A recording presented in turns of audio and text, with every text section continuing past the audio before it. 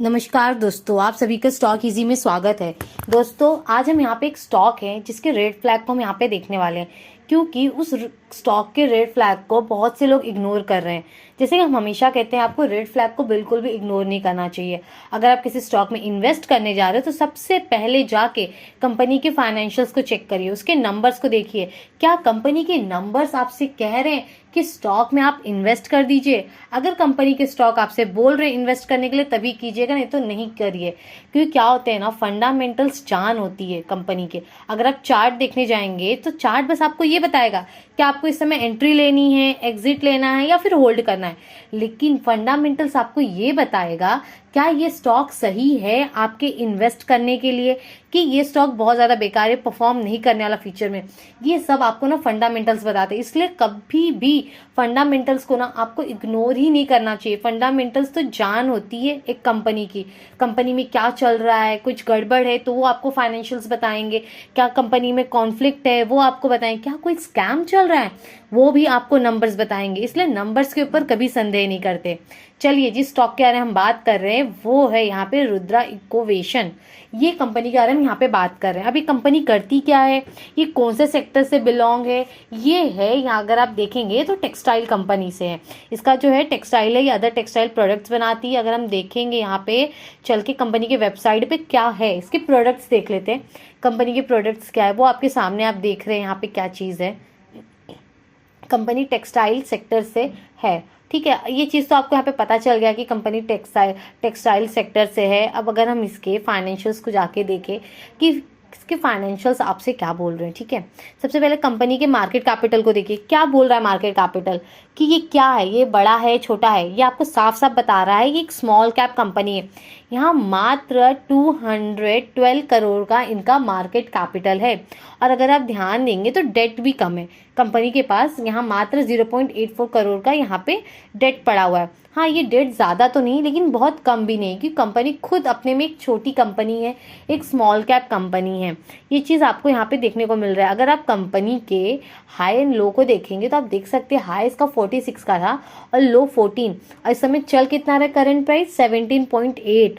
तब प्राइस काफ़ी ज़्यादा गिर चुका है अपने हाई से। इस समय अगर आप देख रहे हो अपने हाई से गिरा हुआ है। बाद में हम चार्ट को भी एनालाइज करेंगे, पहले हम इसके फंडामेंटल्स को देख लेते हैं एक बार। ये है कंपनी का अर्निंग पर शेयर। अब अर्निंग पर शेयर का मतलब क्या होता है, मतलब कंपनी ने जो यहाँ पे नंबर लिस्ट किए हैं, नंबर्स ऑफ शेयर यहाँ पे है, उस पर कंपनी कितना कमा रही है, अर्निंग पर शेयर, ठीक है। इस पे कंपनी कितना कमा रही है, वो कुछ नहीं कमा रही, 1 रुपया भी कंपनी यहाँ नहीं कमा रही।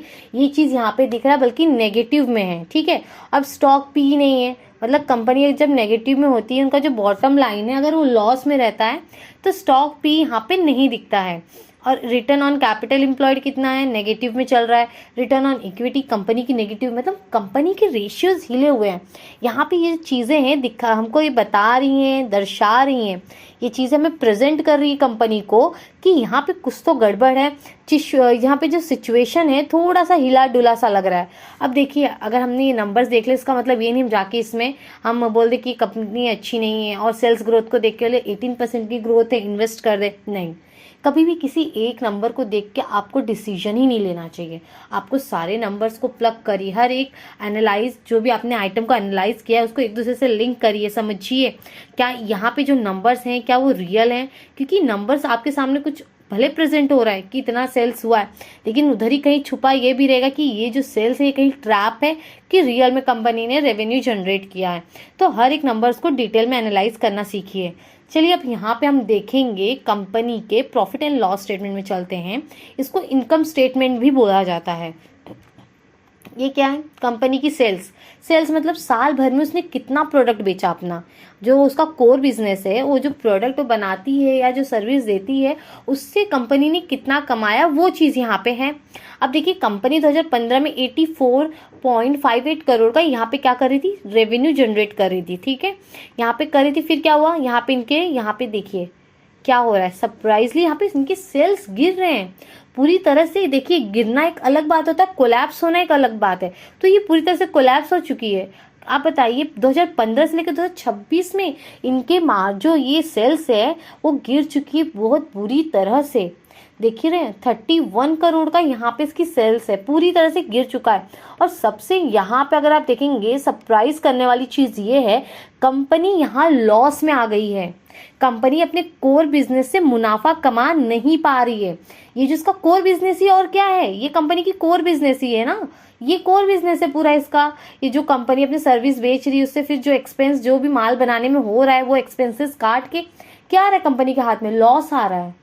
जब यहाँ कोर बिजनेस से लॉस आ रहा है तो बिजनेस आगे कैसे चलेगा, ये बहुत ज़्यादा सोचने वाली चीज़ है।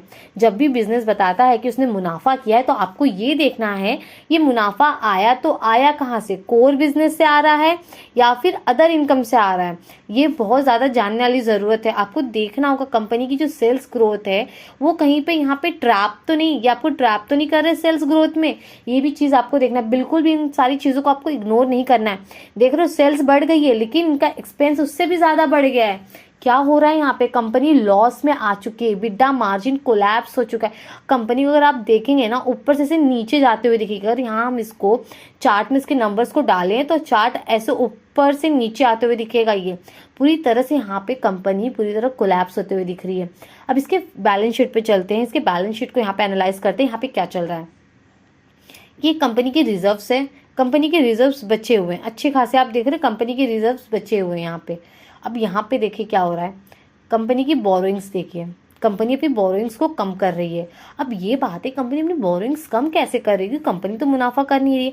क्या कंपनी अपने फिक्स असेट को सेल कर रही है, सेल करके वो अपने लोन को भर रही है, ये भी चीज़ यहाँ पे पूरी साफ साफ होते हुए दिख रही है कि ऐसा भी हो सकता है। क्यों, कंपनी की फिक्स असेट देखिए ना, स्टार्टिंग में 2015 में 27.19 करोड़ का इनका यहाँ पे क्या था, फिक्स असेट था 27 करोड़ का। आज 2026 में मात्र 10 करोड़ का इनके पास क्या बचा है, फिक्स असेट। अब फिक्स असेट क्या होता है, प्लांट मशीनरी व्हीकल, जिससे ये क्या करते हैं, ये सारी चीज़ें किस चीज़ में यूज़ होती हैं, ये सारी चीज़ें यहाँ रेवेन्यू जनरेट करने में यूज़ किया जाता है। इसीलिए लोग बोलते हैं ना कि कैपेक्स करो, डिमांड आने से पहले कैपेक्स कर दो ताकि जब डिमांड आए तो आपके सप्लाई की कमी ना हो। और यहाँ पे आप देख रहे हो क्या हो रहा है, यहाँ पे कंपनी अपने फिक्स असेट को सेल करके अपने लोन भर रही है। ये एक बहुत बड़ा रेड फ्लैग है। पहली बात तो कंपनी रेवेन्यू जनरेट करने में यहाँ पे पूरी तरह फेल होते दिख रही है। अब ये सारी चीज़ें जो सारी रिस्पॉन्सिबिलिटी होती है तो मैनेजमेंट की होती है ना, मैनेजमेंट को यहाँ पे अपना एक अव्वल दर्जा का परफॉर्मेंस दिखाना होता है कि यहाँ से वो रेवेन्यू जनरेट करे, कैपेक्स करे। जब यहाँ मैनेजमेंट की नज़र में ही कुछ नहीं है, मतलब मैनेजमेंट ही नहीं सोच पा रहा है कंपनी ग्रोथ करेगी या नहीं करेगी, यहाँ पे साफ साफ दिख रहा है कि मैनेजमेंट को तो कुछ फर्क ही नहीं पड़ रहा है। बस उन्होंने डिब्बा जैसा बिजनेस बना के लिस्ट करके और यहाँ पे चला दिया है। और यहाँ पे क्या हो रहा है, आपको लग रहा है ये कहीं से भी इस शेयर में इन्वेस्ट करने लायक है? आप ज़रूर कमेंट में बताइएगा अपने व्यू, क्या आप ऐसे स्टॉक में इन्वेस्ट करना चाहते हैं? क्या अभी भी ये स्टॉक आपको अच्छा लग रहा है? क्या आप इसमें इंटरेस्टेड हैं इन्वेस्ट करने के लिए? अपनी ओपिनियन ज़रूर दीजिएगा। अब देखिए यहाँ पे क्या हो रहा है, कंपनी फिक्स असेट सेल कर दे रही है जो कि रेवेन्यू जनरेट करने का जरिया होता है। ठीक है, ये चीज़ तो यहाँ पे साफ साफ दिख गया कि कंपनी यहाँ पे बहुत बड़ा रेड फ्लैग कर रही है, बहुत बड़ी इस चीज़ को आप बिल्कुल भी इग्नोर नहीं कर सकते। अब यहाँ पे देखिए क्या है, ट्रेड रिसीवेबल 19 करोड़ अभी तक आया नहीं है। ये क्या बोल रहा है यहाँ पे, पहली बात तो क्या हमने 31 करोड़ का रेवेन्यू जनरेट किया था, 31 करोड़ का, और उसमें से अभी 19 करोड़ आना बाकी है। मतलब उन्होंने बुक में लिखवा दिया कि हमने इतना रेवेन्यू जनरेट किया है, लेकिन 19 करोड़ अभी गले में गिरे नहीं है, उन्होंने उधारी पे दिए हैं, अभी ये गले में गिरे नहीं है, अभी आना बाकी है। तो जी कितना बड़ा अमाउंट है, ये बहुत बड़ा अमाउंट हुआ ना कि अगर आपने 31 का किया हुआ उसमें से 19 करोड़ अभी नहीं आया तो इससे तो आपका पूरा वर्किंग कैपिटल डिस्टर्ब हो जाएगा। मतलब बिजनेस करने के लिए तो आपको अपने पॉकेट से पैसा देना पड़ेगा। आप देख रहे हो यहाँ पे इनकी कैश फ्लो की कंडीशन, इन्होंने 16 करोड़ लॉस में, मतलब नेगेटिव में, यानी कि बिजनेस करने के लिए इनको अपने पॉकेट से पैसा निकाल के करना पड़ा है। यहाँ पे बिजनेस कंपनी लॉस में चल रही है ना। यहाँ पे चीज़ें देखो, यहाँ पे देखिए इनके डेज को देखिए क्या हो रहा है। सबसे पहली बात, डेटर डेज का मतलब क्या होता है?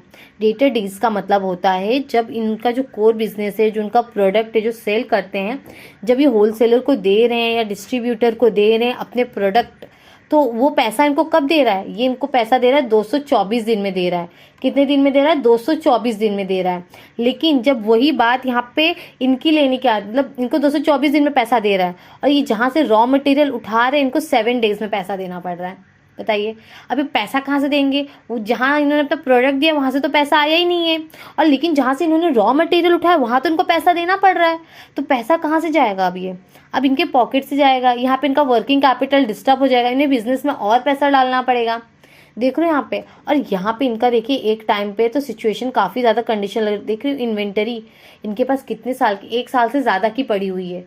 यहाँ पे देखो अब जाके इन्होंने कम किया इस साल, 126 डेज का इनके पास यहाँ पे इन्वेंटरी है। लेकिन ये भी चीज़ अच्छी नहीं है, यहाँ पे देख रहे हो सिचुएशन अच्छी नहीं है, कंपनी का वर्किंग कैपिटल ठीक से मेंटेन नहीं किया जा रहा है। अब यहाँ पे आइए इनके हम शेयर होल्डिंग पैटर्न पे नज़र डालते हैं।